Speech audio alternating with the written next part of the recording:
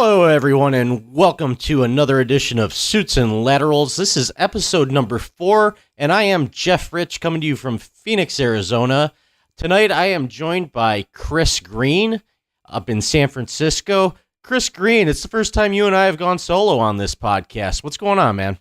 Oh, I'm doing well, Jeff. How are you this evening? I'm doing really well. I'm excited to talk about football. We're getting closer and closer to the regular season, and the further we get through August, without any devastating injuries to our beloved Cleveland Browns, the better off we are, right? Absolutely. It's not like they have a ton of depth. They do not have a ton of depth, and they're not the most relevant team, and that's probably the last mention of the Browns that we have on this particular podcast. We are going to talk about those injuries a little bit later, but we can't help but conversate about Chris Carter's comments at the Rookie Symposium in 2014. And really, it's a byproduct of Chris Borland's distaste for the NFL, and I think this is one of those primary reasons, is these are the guys that you're putting on stage. Now, I know that you don't want to put saints up there. You don't want to tell potential problem children not to do wrong with somebody that hasn't done anything wrong and hasn't had to overcome anything in their life. And I know that I believe that they've had Maurice Clarett out there. Chris Carter, if you remember, coming out of Ohio State, going to the Philadelphia Eagles early in his career, nothing but problems in Columbus, nothing but problems in Philadelphia, turns it around and becomes a Hall of Famer. Unfortunately, he puts on that Hall of Fame jacket and he tells the NFC rookies, on film, mind you, to find a fall guy. Now, my problem here is that we're not encouraging these young people to do the right thing. We're encouraging them to do their diligence, to avoid being caught or avoid facing consequences for doing the wrong thing. And we're teaching them how to do that. Chris, your initial thoughts on this? I was floored when I heard these comments. I mean, it's pretty well known that Chris Carter had a lot of problems coming into the league, and then he turned his career and his life around, and he's always seemed to have been somewhat of a role model for what players should be after that. And I mean, here he goes, and he's inducted into the Hall of Fame this year, and all this happened before that. I mean, you're trying to set example for all these players coming in the league when the league has had so many issues with whether it's domestic violence or drug issues or gun issues or whatever, and you're putting people up there to try to set the right example, and you have this guy, this Hall of Famer now, who's saying, find a fall guy. I mean, if that's not the most hypocritical statement I've ever heard in my life, I don't know what is. And what's funny? I just watched the video before we started recording here. And you know who's standing next to him on the stage? Warren Sapp. Now, Warren Sapp has his own history, and this happened, I guess, before the incident with his latest incident with the solicitation. And it kind of goes back to the point that they want to put people that have kind of been through the fire, the people that say, do as I say now, not as I did back then. So, but even Warren Sapp, when Chris Carter said you need to find a fall guy, Warren Sapp was floored by the comment. He just turned the other way. It was a little bit of comic relief, and I guess you need that. But man, is that not the wrong way to go about it, or what? I mean, it's just he brings Teddy Bridgewater on stage and says, Teddy Bridgewater can't get in trouble. We're gonna find a guy to take the heat. Find a guy that's even willing to go to jail. Now we'll get you out. This is what he says. We'll get you out of jail. And, we've said it before that these guys are really dumb to get caught with pot. When you're with a bunch of people, there are, and Joakim Noah comes to mind.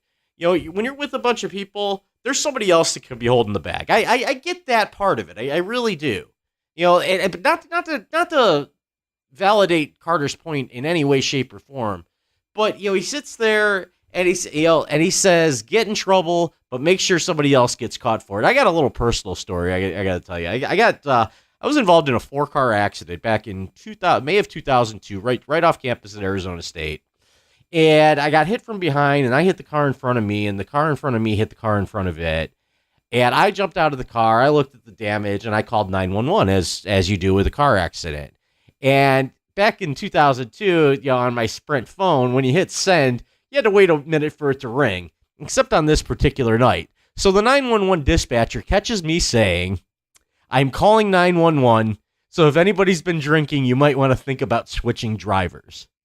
And the first thing the 911 dispatcher says to me is, "Sir, did you just say if anyone's been drinking, switch drivers?" Now I will say the car in the very front, 2 cars up in front of me, drove off and wanted no part of it, and it was probably honestly a wise decision. Oh, and by the way, we're right in front of the City of Tempe Police Station and City Hall. So, there's a lot more to that story, but and the dispatcher got over it, and there were no repercussions for me saying, let's obstruct justice here. But it was one of those things that came to mind, saying, all right, this was an accident. Only the person that caused it is at fault. People don't need to needlessly get DUIs, and I'm not advocating drunk driving by any stretch. And but I just thought that people didn't need to get in trouble, and I think that that's what Carter was getting at. But find a fall guy in the wake of Aaron Hernandez, in the wake of everything. Michael Vick, Ben Roethlisberger. There's so many cases of guys getting in trouble for heinous things that these are the kind of things that you shouldn't cover up. And there's one more point I want to make is during the whole Aaron Hernandez thing, and a Vine was made about this, you have Ray Lewis.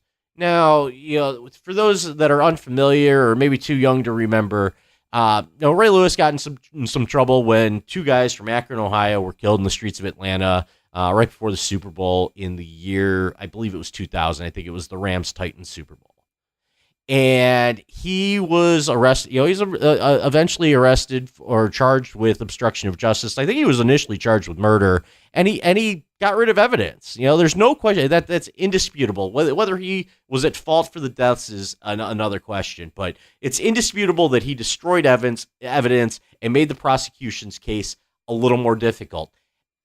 Fast forward 14 years later, and he goes on ESPN and he says, there's some things you can cover up and there's some things that you can't. Now, there are retired NFL players that can get away with saying that in the studio, but Ray Lewis isn't one of them. So there's just this wide range of all the wrong things that you can say, and they seem to be coming out of the mouths of either NFL players or former NFL players, and they're encouraging this new class not to act right. And it really bothers me, Chris. Yeah, absolutely. I mean, like I said, the league has had so many issues over the last 5-10 years that you can't be saying this kind of stuff, whether you're joking about it or, it wasn't, obviously, he didn't mean for it to get out in the public, number one, but you just can't say those kind of things. You're supposed to be up there setting a positive example. The whole point is to not get into these issues in the first place. Don't put yourself in bad positions for where bad things can happen, whether you're at fault or not. It's all about personal responsibility, and you're supposed to be up there setting the right example, where comments like that are just like, well, here's how you beat the system, and they just don't need that. All right, and here's where this gets a little bit weird and a little bit chunkier, is that this video that sat on the NFL's website for a year, and nobody noticed until Chris Borland pointed it out in his interview with ESPN, where he wasn't really he didn't even call Carter out by name. He just said, he's like, this person said this, and I was shocked by that and disgusted by it, but he wasn't gonna put it out there. And like I said, he was trying to protect Chris Carter a little bit, because obviously Chris Carter just got into the Hall of Fame, so and the reputation, but at the end of the day, I mean, this is Chris Carter's doing, not Chris Borland's fault. So, what happens is this video is of him talking to the NFC rookies, and they told him, don't repeat it. Now you have this story with the New York Daily News saying Jason Morrow and Calvin Pryor of the New York Jets were, in the AFC, by the way, that Carter said the exact same thing to them. He was told not to say it. The NFL was so embarrassed that they told Robert Klemko of the Monday Morning Quarterback, who was sitting in the room and had full access, you can't write that. And Klemko went back and forth with it, and I want to get into that in a second. But they knew it was wrong. They told him not to do it again. He still did it again. They knew it was wrong. They knew that there was film, and it ends up at NFL.com. How does that happen? Is the NFL just that inept, or is this just an isolated incident of the right hand not knowing what the left hand is doing? With the NFL, you never know. I mean, it's going to be one of those things where I'm sure they didn't intend it to get out, but you always have those employees, and they're like, let's see if anybody notices this. And sometimes you just need that one whistleblower, and nobody noticed it until something else came up. But lo and behold, here this is. All right, so this happened last summer.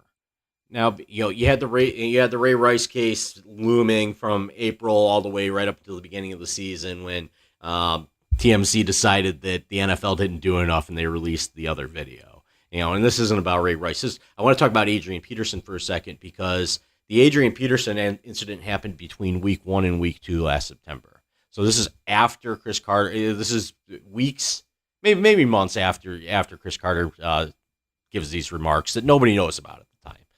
And he is holier than thou. He bleeds Minnesota Viking purple, I'm sure. But he was proud of the Vikings organization for taking action against Peterson. He talked about how Peterson said this is the way that I was brought up, and Carter said I was brought up in a similar fashion, but we learn and times change. And he does one of those black and white commercials where it's no more, and I guess that they're so frightened and trembled by it that they don't even speak. But given what message Carter delivered to young people entering the NFL, how do you trust his moral compass? Obviously, you got to take it retroactively with his comments about Adrian Peterson, but can he ever speak to an ethical issue ever again? I don't think so. I mean, like I said before, it's just a hypocritical comments. I mean, he's talking out of both sides of his mouth. He might as well run for office at this point. That's pretty funny, actually, and it's true. And they have so many personality. Michael Irvin had problems his entire career. Ray. I've mentioned Ray Lewis. Chris Carter. So obviously, you don't have to have a moral discussion in an NFL countdown studio, but you have to have credibility if you have to weigh in on these things. And what are they going to do if none of these players, if the fan base or the viewers don't trust these personalities? Do you have to have GMs, for the former GMs like Dominic and Polian, or former coaches make comments just because they hold a little bit more credibility with ESPN's viewers? Well, see, here's the thing: is ESPN isn't a news network. At one time they were, but now they are an entertainment network. So I don't think it really matters at the end of the day for that, whether his integrity is up to snuff. I mean, yes, some people may say, I'm not going to watch it or whatever, but you're also going to have the other people on the other side of that who are going to watch it to say, well, what's going to come out of his mouth next? So it's kind of a catch-22. Let's talk about an organization more devoted to the news, and I believe that they are, Sports Illustrated and the sub-site, the VMMQB.com, which is run by Peter King. But obviously, his left-hand man or his lieutenant or whatever, the guy that he seems to trust the most, Robert Klemko, has had his share of trouble. He was arrested in Ferguson, and maybe you take that with a grain of salt. You know that whole situation was really messy and mishandled by the city of Ferguson and the authorities there. So forget about that. But he did get arrested and suspended for an altercation with a cab driver there, and Peter King defended him to no end. So that's Robert Klemko. But Robert Klemko is also an excellent football writer. And as a result of that, the NFL gave him unprecedented access to this rookie symposium. They told him that there are going to be some limits, and the NFL liaison to the media or whatever told Klemko when Carter said that, you can't write that. Now, he wrote, he did a tweet longer defending his position, talking about how he mulled over reporting that or not reporting it. And he even said that, when it went up on the website, he had no, like the rest of us, he had no idea it was there. And that's funny because I wonder how much that video was viewed that nobody said, hey, this is really weird. Nobody other than maybe Chris Borland. And I don't know that Chris Borland knew until he got away from the game and said, hey, this is everything wrong with the NFL. I expect a book from Borland, by the way, don't you? Um, yes and no. I mean, I think he could write it, but just at least what I've read so far about him is he really doesn't want to get involved with this whole football versus non-football stuff. He just wants to live his life and not deal with it at this point. So he's not a whistleblower. He's concerned about his own health, and he doesn't mind voicing his frustration, especially when it's such a unique story that he retires after his rookie season for concerns about his future, and holds such a holds something again. Yeah, I don't know if it's a grudge, but he definitely is not happy with the state of the NFL and chooses not to be part of it. Well, yeah, exactly. I mean, if you read what he says, he'll be like, look, I want to be able to do things later in my life. And obviously, we've heard plenty of things about NFL players who can't walk or can't talk or whatever. But his point is, as far as he's coming off as, is saying that, while it wasn't right for me, I'm not going to tell you that you can't do it. He's like, I want you to make your own decision. I can say, hey, this is what I know, but at the end of the day, it's your decision. And I don't think that's the wrong way to go about it. I mean, he's right. It's whose place is it for me or you or him to say, hey, don't let your kids play football or whatever sport or whatever. But I'll give you the facts, and you need to make a decision. Just make an educated decision. Does it make you sad seeing these young guys medically retired? Yes and no. I mean, it's kind of the same thing. You make your choice. I mean, some of them don't have other options too. I mean, they don't have the ability to go to work in corporate America or whatever. And whether they went to college and were there for 3 years or actually got a degree, who knows if that degree is anything more than a piece of paper or whatnot. So that is their best opportunity to make a livelihood for themselves and their family. So in that regard, yes, it is sad when their careers are cut short. But then again, I mean, there's not many people who have that opportunity to even get in the door in the first place. Yeah, let me tell you about somebody who that really made me sad. His whole case was a guy named Stephen Threet. He goes to Georgia Tech. He's a traditional drop back passer. He goes to Georgia Tech. They bring in Paul Johnson from Navy to run the triple option. It's not a good fit for him. So he transfers up to play for Lloyd Carr at Michigan. Lloyd Carr retires. They bring in Rich Rodriguez to run the Denard Robinson offense, and he's not a fit there. So he transfers to Arizona State to play for Dennis Erickson, and he plays. I believe he played a year, and he was going to have to battle with John Elway's son, and then John Elway's son decided he didn't want to play football before he ever stepped on the field. And I think Threet played a little bit, and then he medically retired over concussion concerns as a fifth-year senior. He stayed on as a graduate assistant, but it was just a sad case. This guy bounces around trying to find a place to play football, and at the end of the day, he can't even play. So that really saddens me, but I guess that's a reality of the game, and I think it makes you admire the guys that are able to avoid injury, avoid at least the brain injuries that far into their career, to have careers, basically. Well, yeah, and I mean, that's one thing, too, is as far as they've avoided brain injuries. I mean, that was one of the things Borland was kind of making a point in the article, is saying that, you may not have concussion issues now, but there's so many things they don't know, too, is just those hits, while they may not have knocked you out now, the constant contact, or heavy contact and stuff, who's to say that's still not going to affect you when you get older in life? So, I mean, there's two sides to that. So it's just one of those things you never know, and they don't even know at this point, and that's what the researchers even said is like, we're still learning about this stuff. I mean, what we know now is light years ahead of what it was 10 years ago or even 5 years ago, but there's a lot we don't know still.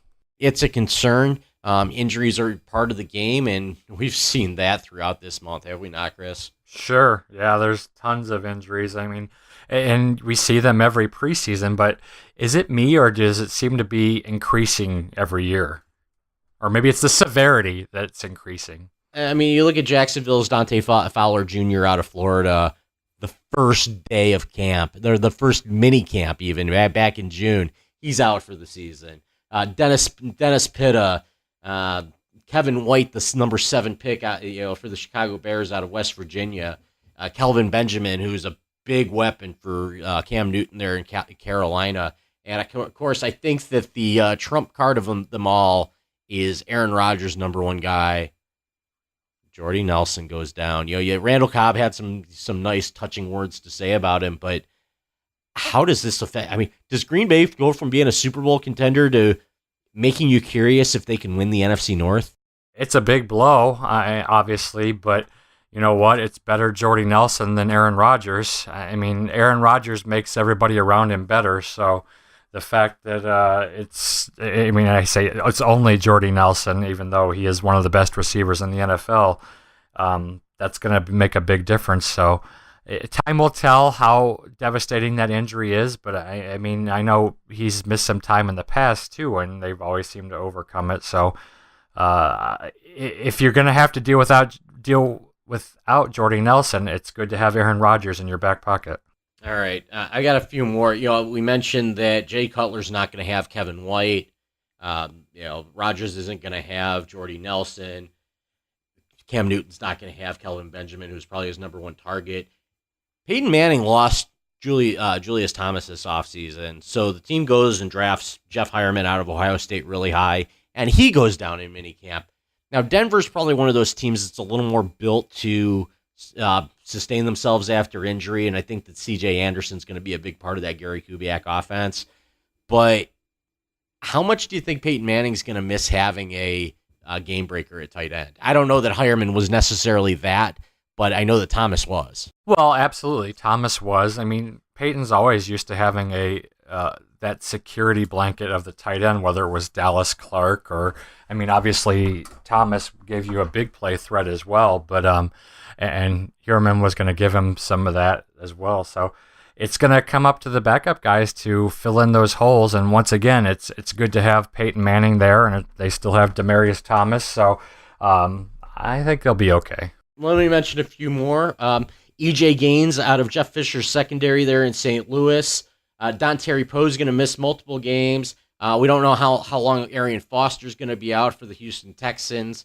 Then in New York, you have some bizarre stories of guys that are going to miss time. You have Jason Pierre-Paul, who had a fireworks incident and lost his index finger. And you have Geno Smith, who was punched in the jaw, had his jaw broken over a $600 debt. Which is more bizarre to you? I don't know. They're both pretty bizarre. I mean, the fireworks thing, that's. I mean, you hear about it with regular people, but you don't usually hear about pro athletes having that happen to them, obviously. So, I mean, those are usually the people that are nominated for the Darwin Awards. The Geno Smith thing, though, that's just so absurd. It's hilarious. I mean, you got this guy who's battling to make the team, and he knocks out the starting quarterback. And, I mean, in all honesty, you've heard several people say, hey, that's the best thing that could have happened to the Jets. So it just depends who you ask how much that's going to hurt them. But the Jason Pierre-Paul injury is definitely going to be a significant hit to the Giants. All right. Then you got, right here in my backyard, you have the Arizona Cardinals. Mike Upati, the big free agent signing. He's going to miss 6 to 8 weeks. Michael Floyd's got that, got the issue with the fingers. So he's not going to play in the preseason, but he'll be ready to go in week 1 against the Saints. So I don't know that that's that big a deal. I just wonder, though, with those kind of injuries, when you're a receiver catching the ball, are your fingers going to be susceptible to breaking really easily again after that? Yeah, I mean, that's one of those things that has to linger. It's almost like a baseball player with a shoulder. It's just never going to heal unless you just let it rest. Exactly, and it's not like he's a lineman or a linebacker where they can just tape it up. I mean, he's got to catch the ball, and you can't exactly catch it with a one paw taped behind your back. All right, I lied. I thought we weren't going to bring up the Browns again, but I think it's relevant. We saw how devastating the Alex Mack injury was a year ago. The Steelers lose Marquise Pouncey. They've already lost Sean Swisham, their kicker. How does this affect Pittsburgh, Le'Veon Bell, Ben Roethlisberger, and everything without the big man from Florida in the middle there? Well, I mean, the one good thing for Roethlisberger is he's used to not having a very good offensive line, so and it's never seemed to stop him before. So while it's gonna hurt, I'm sure he'll get by. All right. Anything worth discussion on Robert Griffin III? I mean, that was one of the big questions about him coming out. I mean, everybody said he had the talent, but he was so small. It's like, is he going to be able to survive out there? And while for most of the first season he did until the playoff injury, ever since then, he's pretty much been the glass man. So it's just, I mean, that was one of the big concerns about, I remember once again bringing up the Browns, that talking about making that trade for all those picks is like, is he worth it? Is he going to stay healthy? And now those questions are coming into play. And I mean, he had one excellent year, and since then he's been less than stellar. So it's, I mean, his career is on the line here. Washington was ready to get rid of him last year. I mean, they went to Kirk Cousins and then Colt McCoy. So, I mean, if they go that way again, I don't know if he's going to survive there. All right. You got anything else for us on topic or otherwise? I'm pretty good with that. I mean, it'll be interesting to see, all these teams losing these players. This is the third week. This is usually the week that the starters play at least a half, if not 3/4. Are we going to see that? Are we going to see teams holding back now because of all these concerns about losing these top flight players? All right. As far as I'm concerned, it's time to start playing games that count. But, September 13th or whenever that Thursday game is right around the corner.